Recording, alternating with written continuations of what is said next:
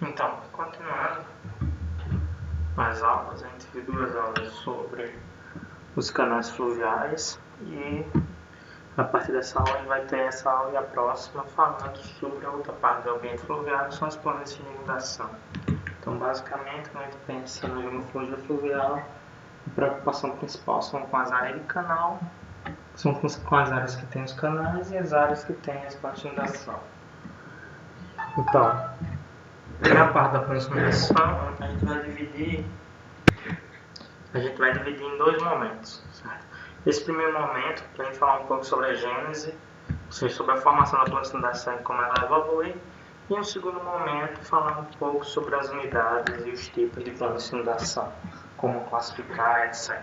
Então, nesse primeiro momento, a gente vai ver o que é, de uma forma geral, a planície de inundação, como ela se forma e quais são as possibilidades de evolução. Como eu falei nas outras aulas, é bom lembrar que o foco da análise da gente vai ser morfológico. Então a gente vai trabalhar com a análise das formas, dos materiais, e a partir disso a gente vai fazer diferenças dos processos da dinâmica fluvial. Então vamos lá. Inicialmente, só para ficar claro o que são as planícies de inundação, eu trouxe esses conceitos para vocês que colocam aqui. Planícies de inundação são áreas de acumulação de sedimentos aluviais entre as margens dos canais e as margens do vale. Certo? Então, essa primeira citação, esse conceito inicial é bem importante para a gente entender o que vai ser a planície de inundação. Então, são as áreas que vai ter acumulação de sedimentos aluviais, ou seja, sedimentos de rio, e vai ficar entre as margens dos canais, que foi o que a gente viu na aula passada, e as margens do vale, que são as encostas. Então, o vale, essas margens do vale, após a margem do vale, você já sai do ambiente fluvial, você já não tem mais processos fluviais, você vai ter processos de encosta. Certo? Então, o que foi a acumulação de sedimento que tem entre a margem do canal e a margem do vale vai ser nossa planície de inundação. E continuando a ideia do que seria a planície de inundação, é colocado que as planícies de inundação acumulam sedimentos quando a carga de sedimento transportada pelos fluxos extravasados supera a capacidade de transporte. Então, o que é que eu estou colocando aqui? Que elas vão ser formadas quando a carga de sedimento transportada pelos fluxos extravasados, então aquele fluxo que extravasou do canal, certo? Então, o fluxo, a inundação ultrapassou o limite do canal, aquele estágio de margem cheia, que a gente viu nas aulas passadas. E, obviamente, esse fluxo extravasado vai transportar sedimento. Quando a carga de sedimento superar a capacidade de transporte, então lembrando que a capacidade de transporte é o volume total que o fluxo consegue transportar. Então, quando eu tenho muito mais sedimento do que o fluxo consegue transportar, ele vai depositar e esse depósito vai formar a planície de inundação, certo? Então, o problema aqui não é o tamanho do sedimento, mas sim a quantidade de sedimento. Então, vai ser esse sedimento que vai ser depositado pelos fluxos extravasados, pelo extravasamento do fluxo, que vão formar a planície de inundação. Então, basicamente, isso é a ideia. Então, quando eu tenho um volume de sedimento mais alto que esse meu fluxo extravasado consegue transportar, ele vai sedimentar. São coisas que normalmente vão acontecer nas enchentes, visto que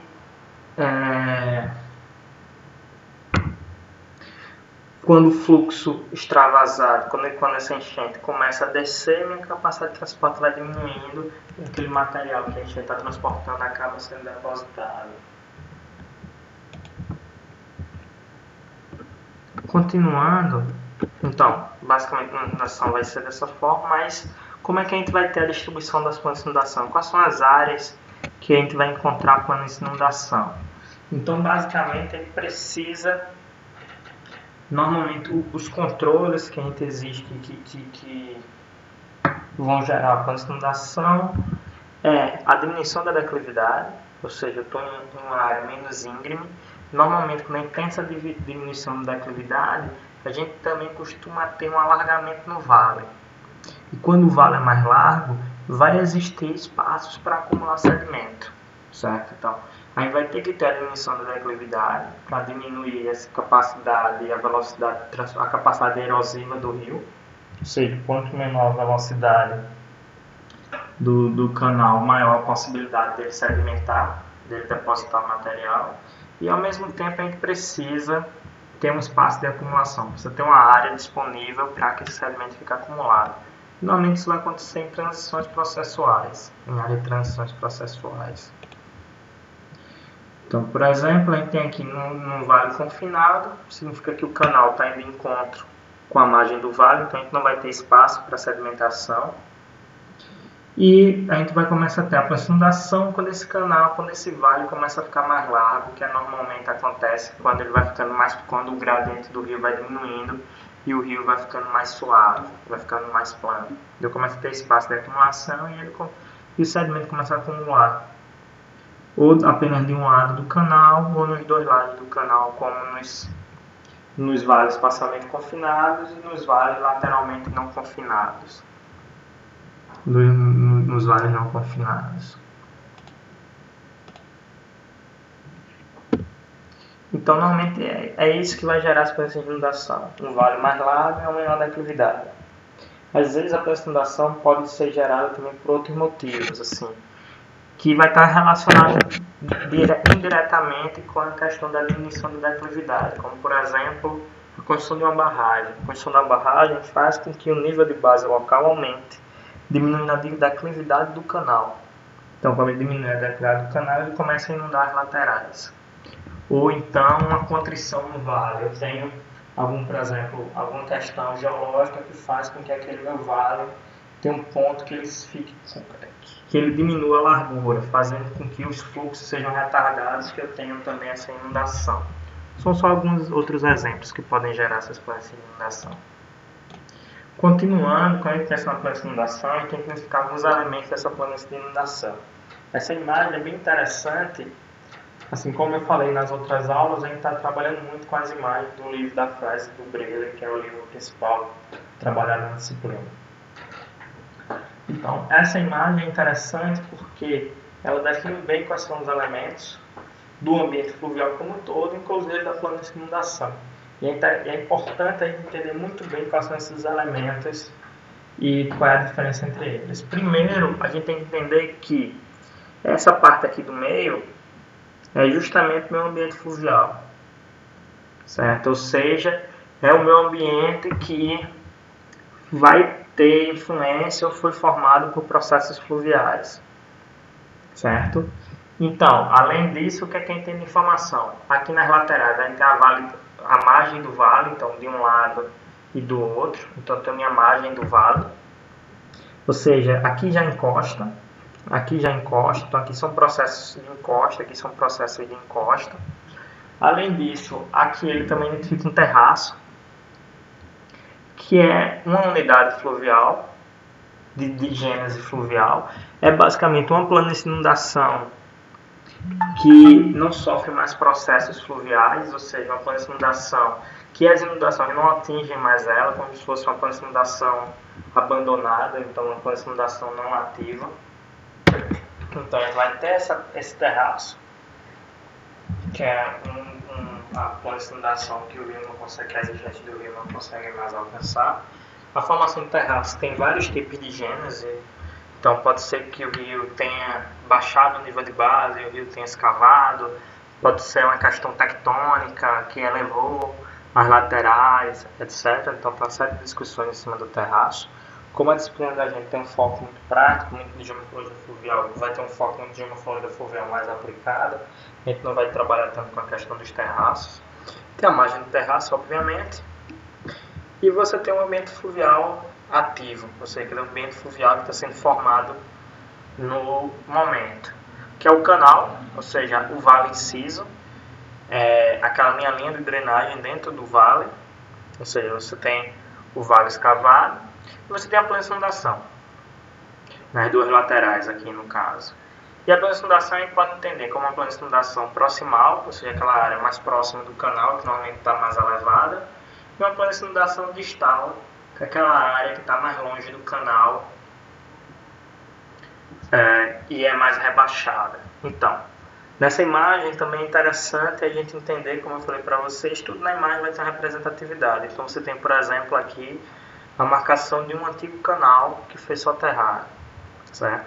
Além disso, dá para observar que existe, aqui pela própria imagem, uma diferença textural entre a parte proximal da planta de inundação e a parte distal da planta de inundação. Então a parte próxima e a parte distante da planta de inundação. Próxima do canal ou mais distante do canal. E o que é que dá para entender aqui? Que o sedimento na parte mais próxima do canal é mais grosseiro do que na parte mais distante. E por que isso vai acontecer?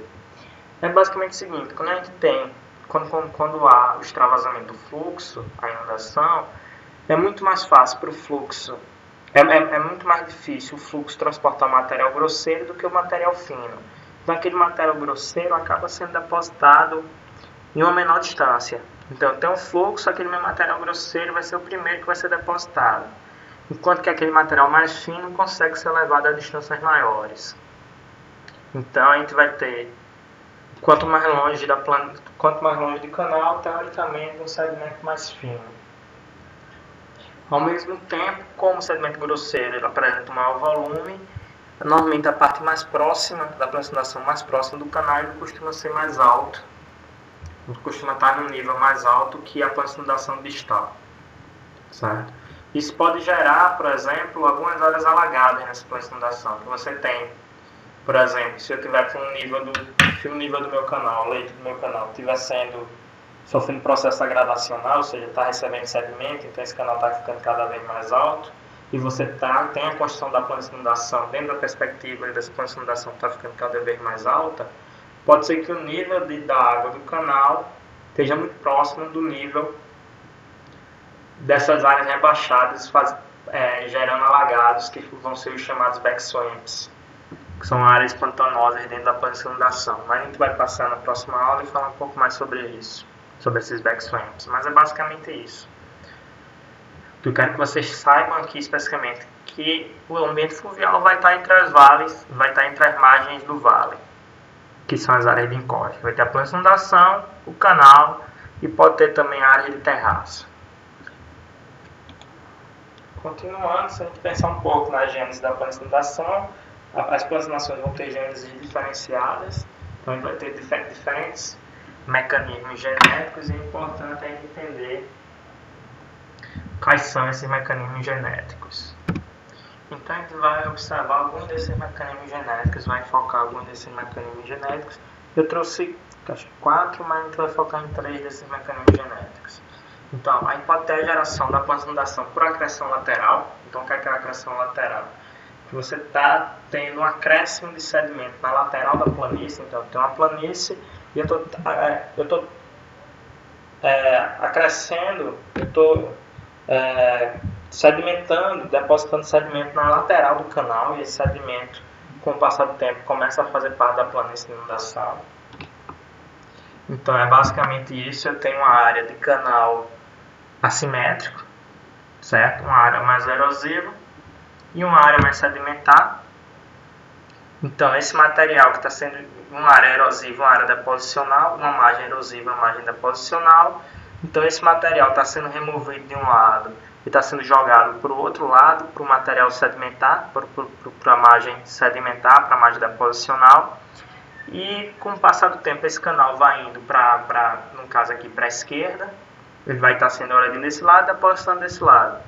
Então esse elemento aqui na direita, que primeiro vai ser uma barra arenosa, ele vai se acumulando, e com o passar do tempo ele começa a fazer parte da planície de inundação, certo? Então aqui é a acreção lateral. Como eu falei para vocês, a maior parte das imagens a gente deixou com as legendas que tem explicando detalhadamente, um pouco mais detalhado o processo, certo? Já que como a gente tem muita informação para passar, não dá tempo de detalhar tudo. Então, e aqui você tem toda a sedimentação lateral, você tem esse processo de acreção lateral. Então, quando vai acontecer isso? Se eu estou tendo, aqui são por pequenos processos de extravasamento também, se eu estou tendo uma acreção que é lateral, significa que eu vou ter um maior predomínio de material de fundo. Então esse material de fundo que está sendo removido daqui está sendo jogado para a lateral. Então aqui eu vou ter normalmente a formação da planificação com material mais grosseiro, certo? Com material de textura mais grossa, um material que acaba sendo mais pesado. Por isso que ele não é jogado em cima da planície de inundação, ele é jogado na lateral da planície de inundação. Se eu tenho uma planície de inundação com material mais grosseiro, com uma presença de areia, o que é que vai acontecer? Essa planície vai ser, sem pensar na estabilidade dessa planície, ela vai ter uma maior ou menor estabilidade. Como eu vou ter uma maior porcentagem de areia, e areia é um material não coeso, esse tipo de inundação acaba sendo menos resistente. Então normalmente são planos de inundações ativas, que tem uma modificação da posição do canal, ou seja, o canal pode se mover dentro dessa plano de inundação, visto que ela não é tão estável. Então normalmente acontece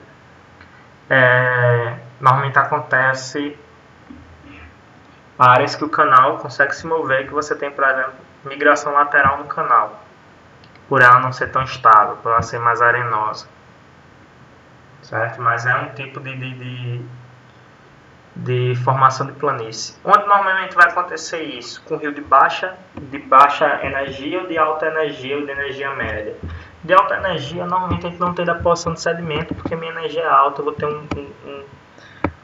um grande poder erosivo. De baixa energia, normalmente o rio tem um fluxo maior de transporte de carga você tem um volume maior de transporte por carga em suspensão, então de material mais fino.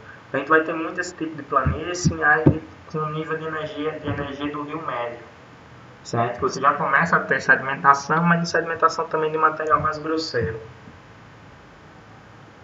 Continuando, o outro tipo de formação mais comum é a acreção vertical, que é o que acontece é que você tem o fluxo do canal, que está dentro do canal. Quando você tem o extravasamento do fluxo, esse volume de água vai extravasar, levando sedimento, e quando a enchente diminuir, o nível do rio baixar, essa água vai baixar e vai depositar o sedimento, como por exemplo aqui um exemplo bem clássico, esse aqui de baixo, com a acreção vertical em uma área de multicanais. Então tem 2 canais aqui. Então o fluxo de água sobe, eu tenho uma inundação, eu tenho um extravasamento do fluxo. Quando o meu nível de água desce, o material é depositado em cima da minha planície de inundação. Então eu tenho uma acreção vertical. Então o que é que significa? Que essa planície de inundação está sendo construída para cima, certo? Então se é justamente esse material que está sendo lavado do extravasamento, normalmente isso aqui vai ser a acreção vertical vai gerar planícies com a maior porcentagem de silt e argila, que é justamente o material em suspensão. Então aqui a gente tem a acreção vertical com material mais fino, certo? Então eu tenho a formação dessas planícies de inundação. Então a ideia da acreção vertical é essa: eu tenho extravasamento, junto com a água extravasada vai sedimento. Quando o meu nível do rio desce, esse sedimento é depositado. Aqui só um exemplo, a gente vai falar na aula que vem, mas só para vocês terem uma ideia, o que é que normalmente acontece na margem de um canal, o que é que pode acontecer na margem de um canal. Quando a gente tem um extravasamento, aquele material mais grosseiro vai sendo retido mais próximo do canal, e o material mais fino vai sendo retido, consegue atingir as áreas mais distantes do canal. E o que é que vai acontecer? Como o meu material mais grosseiro vai sendo retido no início, eu começo a ter nessa minha margem áreas um pouco mais elevadas. Você pode ver que todos eles, junto da margem do canal, eu tenho áreas mais elevadas. Isso aqui são chamados levies, que nada mais são do que os diques marginais dos canais. Então é um dique. Então eu tenho a formação disso, que ele meio que vai protegendo, que vai aumentando o nível de extravasamento, certo? Pode ser que a gente vai ver isso direito na aula que vem, mas tem momentos, por exemplo, que esses diques são rompidos, esse material é espalhado na planície de inundação. E aqui só um exemplo para vocês, visto que o nível do canal, do extravasamento do canal, acaba subindo por causa do dique. Então o volume do canal, o nível da água do canal agora tem que ser um pouco mais alto para poder extravasar, porque eu tenho um dique marginal. essa parte mais rebaixada na planície distal acaba ficando alagada e formando um backswamp, uma área pantanosa, uma área alagada dentro da planície de inundação. Isso também vai ser bem comum. Então, a acreção vertical é basicamente isso. É justamente a acreção em cima da planície de inundação.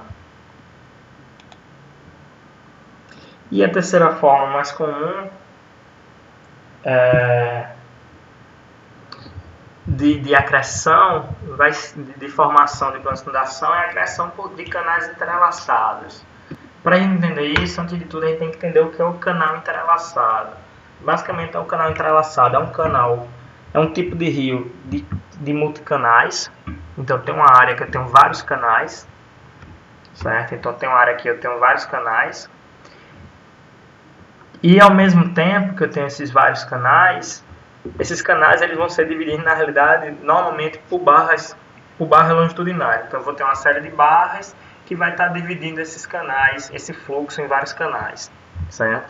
Como a gente viu na aula passada, normalmente as barras são unidades que não são muito estáveis, que não são coesas, certo? Então, a gente vai ter barra de cascalho, a gente vai ter barra de areia, etc. Normalmente os canais entrelaçados são bem comuns em barra de areia. Você tem canais arenosos. Então, esses canais, como as barras não são estáveis, não são coesas, elas mudam de lugar com frequência e, consequentemente, os canais também mudam de lugar com frequência. Então, o que é que normalmente acontece nessas áreas de canais entrelaçados, dos braided channels? Normalmente são áreas que tem um volume de sedimento muito grande, um volume de sedimento que ultrapassa a capacidade de transporte da área, do fluxo. Então, vai ser áreas que eu vou estar tendo sedimentação constante no fundo do canal. Então, essas barras vão mudar para um lado e para o outro, mas eu também vou ter uma sedimentação constante no fundo do canal. Com o passar do tempo, esses canais podem começar a ficar a mudança desses canais podem começar a ficar um pouco mais restritas. Algumas áreas podem ser estabilizadas e essas áreas que começam a ser estabilizadas, como essa daqui, vão começar a ser caracterizadas como planície de inundação, certo? Então, você vai ter toda essa formação vertical também. Então, vou ter essa acreção do canal. A diferença é que aqui, como a gente está falando de barras e acreção no leito do canal, a diferença vai ser basicamente isso. Vai ser uma acreção vertical do leito do canal. Só que vai chegar num ponto que o canal vai se concentrar, os multicanais vão se concentrar em uma área menor, uma área de largura menor, e as áreas mais estáveis vão se tornar planície de inundação. Então isso aqui também é razoavelmente comum. Mas também são áreas que, como a planície de inundação também é muito arenosa, são áreas também muito suscetíveis a mudanças. Então, um evento extremo pode fazer com que essa área de planície de inundação volte a ser uma área que esteja entrecortada por canais. Também não é difícil se observar isso. E também tem, por exemplo, a acreção de contraposição, que é meio que uma variação da acreção lateral, que vai ser a questão da formação das barras de pontal. Depois da barra de pontal, a gente tem os benches que são níveis de imagem diferentes, para aí depois, com o passar do tempo, você começa a esse nível de imagem, essas imagens compostas começam a ficar no mesmo nível da planície de inundação. Então a gente tem aqui o fluxo e as acreções de contraposição. É um tipo de acreção lateral, uma variação. Você não pode pensar como uma variação da acreção lateral, não vai ser tão importante para a gente. O que vai ser importante para a gente são esses três tipos de acreção. Principalmente a acreção lateral e a vertical, que vai acontecer em todos os lugares, mas também a acreção de canal entrelaçado.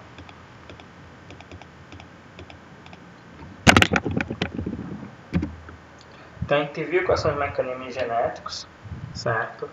E para finalizar essa primeira aula, são aulas curtas, a gente vai ver, a gente viu como se forma, a gente viu quais são os grandes elementos da planície de inundação, viu como é que essas planícies de inundação podem ser formadas, mas também é importante para a gente saber como é que essas planícies de inundações podem evoluir, ou seja, como é que a gente vai ter o retrabalhamento das planícies de inundação? A ideia do retrabalhamento também é um conceito que vai se repetir muito dentro de geomorfologia fluvial. O que é essa ideia do retrabalhamento?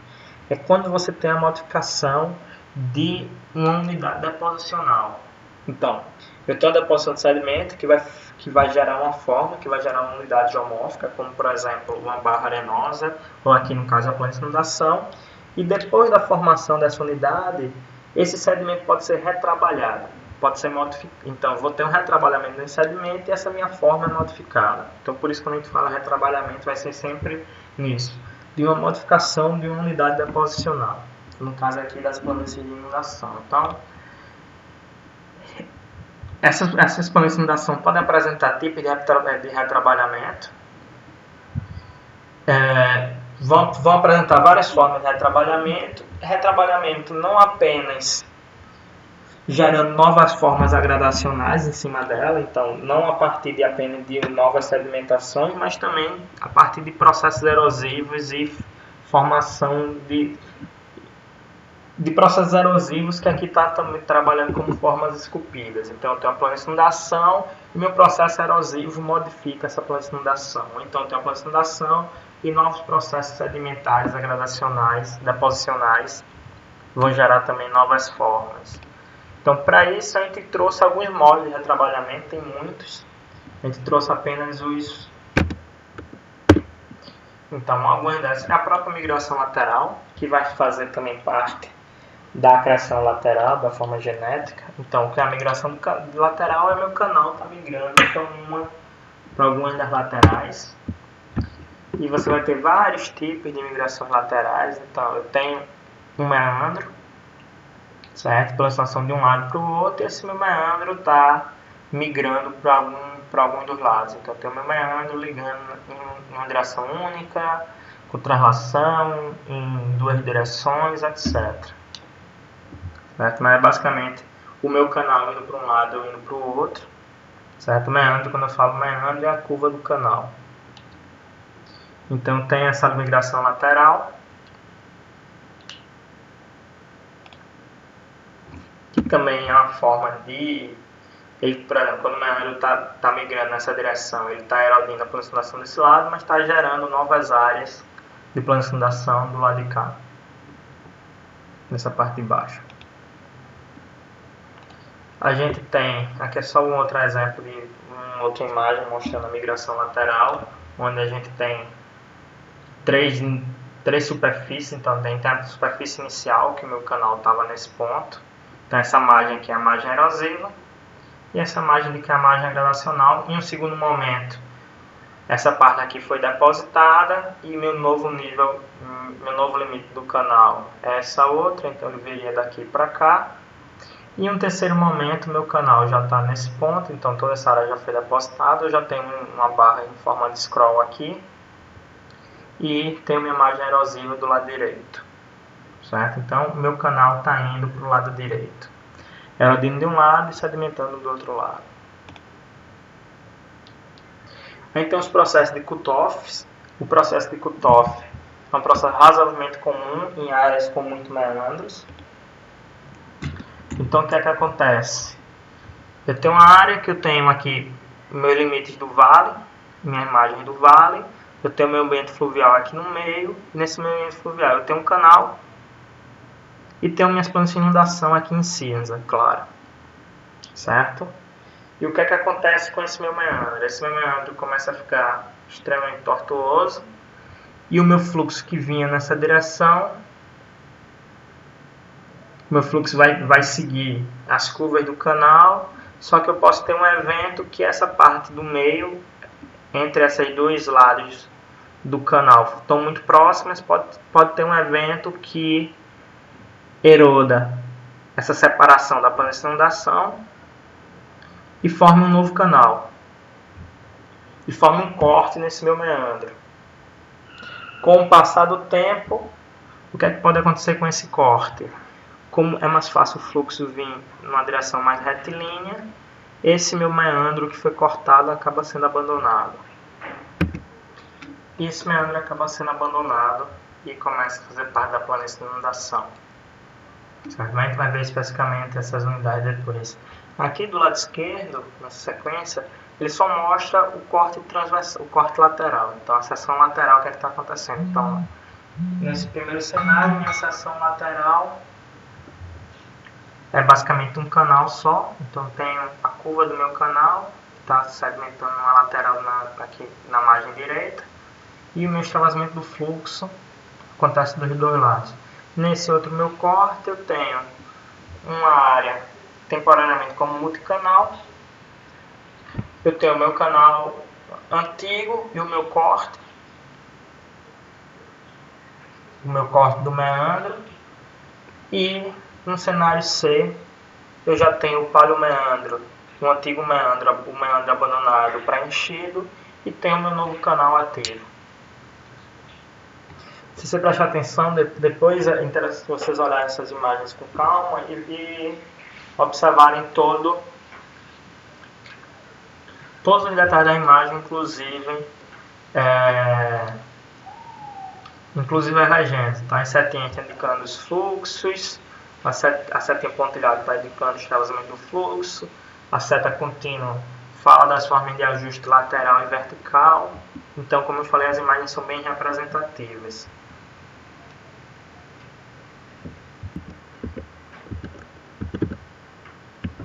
A gente tem também os processos de avulsão. Certo? O processo de avulsão é a possibilidade da mudança repentina do canal. Então, alguns tipos de rios, como por exemplo os rios entrelaçados, vão sofrer com esses processos de avulsão. Então, você tem na verdade toda a diferença, você tem toda uma reclassificação de processos de avulsão, você tem toda uma variação de processos de avulsão, mas basicamente quando a gente tem uma variação do canal principal. Então, por exemplo, em áreas de multicanais, então se eu tenho uma área com multicanais, então meu fluxo está bem subdividido, certo? Se o que estiver separando meus canais não for estável, como por exemplo nos canais entrelaçados, que tem uma série de barras longitudinais arenosas, entre uma enchente e outra, essas barras podem modificar de lugar e eu posso ter esse processo de avulsão, ou seja, meus canais mudam de um evento para outro do lugar. Então isso pode ocorrer. Ou então eu posso ter umas barras, mesmo barras um pouco mais resistentes, também um corte de novos canais. Então sempre que um canal mudar radicalmente de uma posição para outra, pular de uma posição para outra, a gente tem esse processo de avulsão. E a gente vai ter várias formas desse processo de avulsão, como por exemplo essa última forma, que é uma avulsão induzida por algum tipo de bloqueio. Então eu tenho um canal, eu tenho uma área mais ou menos ativa, ou seja, com um segmento não muito coeso, que eu tinha um canal básico. Por algum motivo eu tive um bloqueio nesse canal, então aqui é um bloqueio relacionado com madeira, então eu tenho um depósito de madeira, detrito de madeira nesse canal. Na próxima enchente, como eu vou ter esse detrito de madeira interrompendo esse canal, pode ser que esse fluxo gere uma nova incisão em outra direção. Então são processos de avulsão. Isso é razoavelmente comum em áreas muito arenosas, certo? Então isso acontece, por exemplo, com uma certa frequência no semiárido, por exemplo.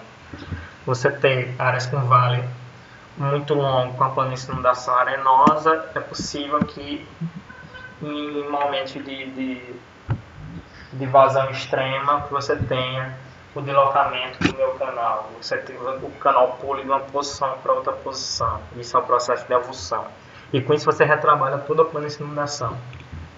E por fim, você tem os processos de remoção da planície. Então, você tem alguma modificação que gere um maior potencial erosivo do fluxo, e esse potencial erosivo do fluxo remova a planície ou parcialmente ou como um todo.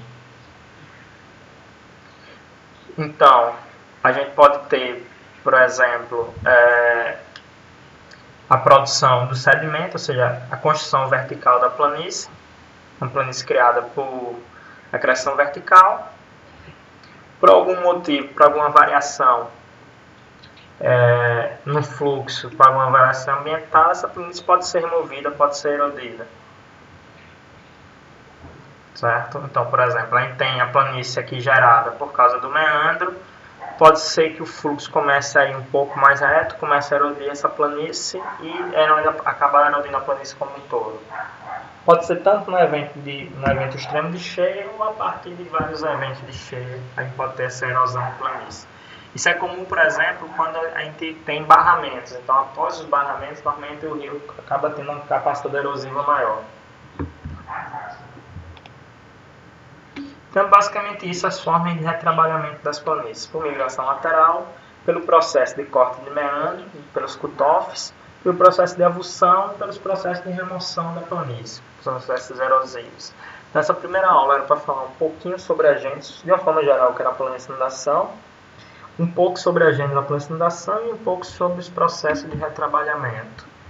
A próxima aula, que também vai ser uma aula nesse estilo mais curta, a gente vai focar em algumas unidades da planície de inundação. Então, quais são as grandes unidades da planície de inundação, quais são as pequenas unidades da planície de inundação, o que é que essas unidades podem, o que é que a identificação dessas formas podem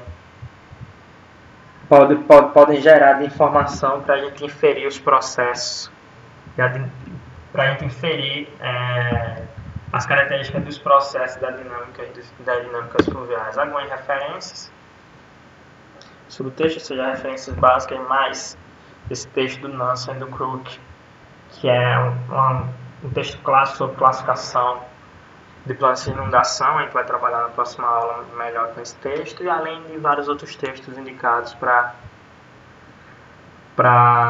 essas aulas, certo? Que vão estar relacionados com o exercício dessa aula 5 e da aula 6, que é a próxima aula, que é sobre as unidades das planícies de inundação.